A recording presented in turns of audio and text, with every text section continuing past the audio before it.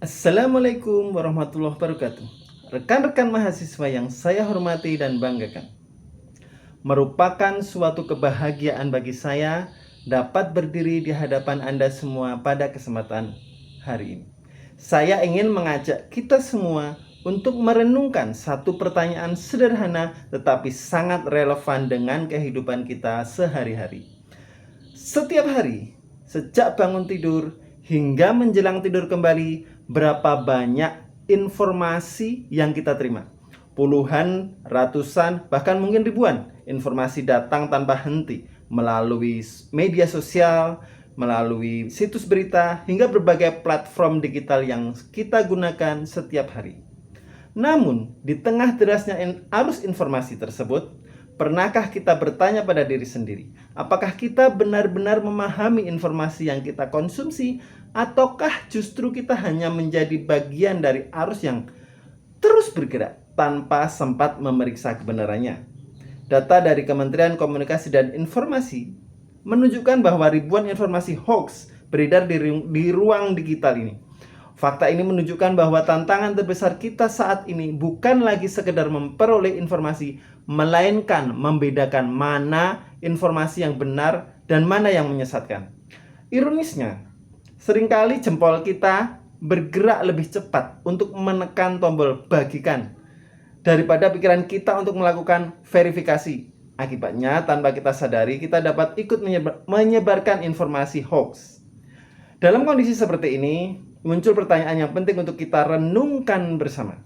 Apakah kita sedang mengendalikan informasi atau justru informasi yang sedang mengendalikan cara berpikir kita? Pada kesempatan ini, saya ingin mengajak rekan-rekan semua melihat sebuah perspektif yang mungkin jarang dibahas. Saya percaya bahwa kemampuan analisis sastra yang selama ini sering dianggap hanya berguna di ruang kelas, ternyata memiliki peran yang sangat penting dalam kehidupan digital kita. Kemampuan tersebut dapat menjadi semacam senjata rahasia yang membantu kita memverifikasi informasi, memahami konteks, serta membedakan fakta dan dari manipulasi. Rekan-rekan sekalian, kita hidup pada era ketika informasi dapat menyebar ke seluruh dunia hanya dalam hitungan detik. Kemajuan teknologi memang membawa banyak manfaat, tetapi pada saat yang sama juga menghadirkan tantangan yang tidak kecil. Hoax, misinformasi, dan manipulasi opini kini menjadi bagian dari realitas yang harus kita hadapi setiap hari. Tanpa kemampuan analisis yang baik, seseorang dapat dengan mudah terpengaruh oleh narasi yang terlihat meyakinkan padahal tidak didukung oleh fakta yang kuat. Inilah sebabnya mengapa kemampuan berpikir kritis menjadi semakin penting. Menariknya, World Economic Forum dalam berbagai laporannya menempatkan critical thinking atau kemampuan berpikir kritis sebagai salah satu keterampilan utama yang sangat dibutuhkan di masa depan. Keterampilan ini dianggap penting karena tidak mudah digantikan oleh kecerdasan buatan atau teknologi otomatis lainnya. Di tengah perkembangan AI yang semakin canggih, kemampuan manusia untuk menganalisis, mempertanyakan, dan mengevaluasi informasi tetap menjadi nilai yang sangat berharga. Lalu, di mana peran sastra dari semua ini? Ketika mempelajari sastra, kita tidak hanya membaca sebuah teks. Kita belajar memahami pilihan kata, menafsirkan makna, mengenali sudut pandang penulis, membaca konteks sosial, serta mengidentifikasi pesan yang tersembunyi di balik sebuah tulisan. Kita diajak untuk tidak menerima teks secara mentah, melainkan mempertanyakannya dan memahaminya secara lebih mendalam. Kemampuan yang sama sebenarnya sangat relevan ketika kita berhadapan dengan informasi di dunia sosial, di media sosial. Saat menemukan sebuah berita misalnya, kita dapat bertanya, siapa yang menulisnya? Apa tujuan penulisnya? Apakah sumbernya dapat dipercaya? Apakah judulnya dibuat untuk memberikan informasi atau sekedar memancing emosi pembaca? Panduan literasi digital dari Indonesia Baik juga mengingatkan kita untuk waspada terhadap berbagai ciri berita hoax seperti judul yang provokatif, penggunaan bahasa yang terlalu emosional, informasi yang tidak memiliki sumber yang jelas, atau klaim yang sulit diverifikasi. Dengan menerapkan pola pikir analitis, kita tidak hanya memahami isi sebuah informasi, tetapi juga mampu membaca maksud dan kepentingan yang mungkin tersembunyi di baliknya.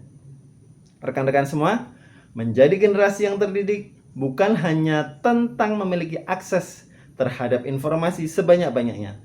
Menjadi terdidik berarti memiliki kemampuan untuk menilai kualitas informasi tersebut. Di era digital saat ini, kecerdasan bukan lagi diukur dari seberapa cepat kita menerima informasi, melainkan dari seberapa bijak kita menyaring dan mengevaluasinya. Karena itu, sebelum mempercayai sebuah informasi, mari biasakan untuk memeriksa sumbernya. Sebelum membagikan sebuah berita, mari kita luangkan waktu untuk memverifikasi kebenarannya.